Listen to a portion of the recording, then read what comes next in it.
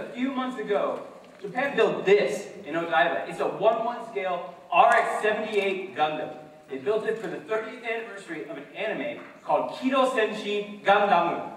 Now, why did they do this? First thing first, Yoshiyuki Tomino, this guy right here, he created Gundam in 1978 because at that time, giant robot animes were all the rage in Japan. But he did something different. Instead of making an anime about a magical robot and an evil enemy, he made an anime that was hard to understand. We're talking about super robots versus real-type robots. Real-type robots have pilots with real problems, like surviving war and love interests that they can't really deal with, and stuff like that. So, what did they do? They got into giant robots, and somehow, by riding these giant robots, they were able to understand each other, their society, their fledgling relationships of love, and they did it all by riding giant robots. Now, we can't ride giant robots, so we instead can build miniature models of giant robots. It's about as close as we can get. So I'm going to show you how to do that right now. Now, if you look to the left, right here, I have a Psycho Gundam. It's a 1/144 Gundam model kit. And we're going to talk about how this guy's built, okay? Now, he's pretty much made of plastic. I mean, I could like toss him around, he would break very easily. And there are a few steps that you need to know to build a Gundam robot just like this. Now, if you can acquire one, they're a little bit rare in the United States, you're going to see a box just like this. Now, this is a 1/140 scale Gundam. You open up the box and you have plastic trees lined in plastic sheets.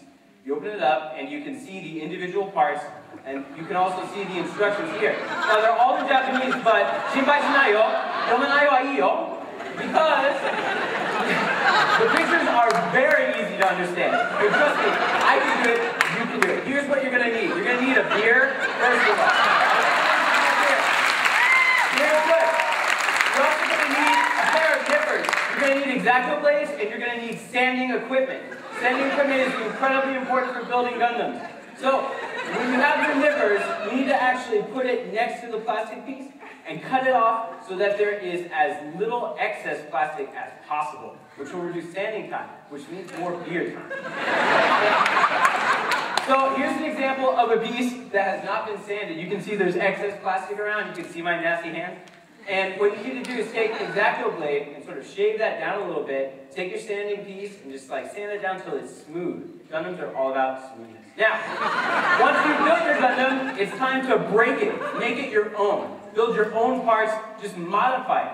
And the tools you need to do that are putty, which basically you can mold to shape anything you want. You're also going to need a saw to change things up if you want to cut big pieces. Now, here's an important tip. If you take two halves of a piece and put excess glue, like way too much glue, and push them together, it'll come out of the top. Then you can just smooth it down with your fingers. Less sanding time, more drinking time. Now, here's painting. Painting's very important because, you know, you want your Gundam to be your own. You got to paint it. You got to make it your color.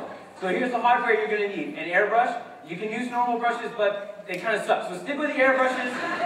You're going to need an air compressor as well. Now let's talk about the software. You're going to need some masking tape. You're going to need some acrylic thinner. You're going to need some paint. I recommend Mr. Hobby Paint. If you can find that, let me know because I need to buy some too. Okay? Very rare. You're going to need to wash your Gundams.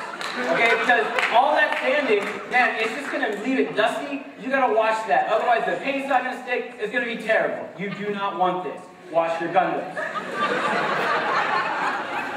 Okay, now when you're spraying, whether you're doing it with a spray can, which is okay, or an airbrush, make sure you're 6 to 8 inches away from your Gundam. Otherwise, you're going to get this blotty mess of a Gundam. It's not going to look good. Nobody's going to like it.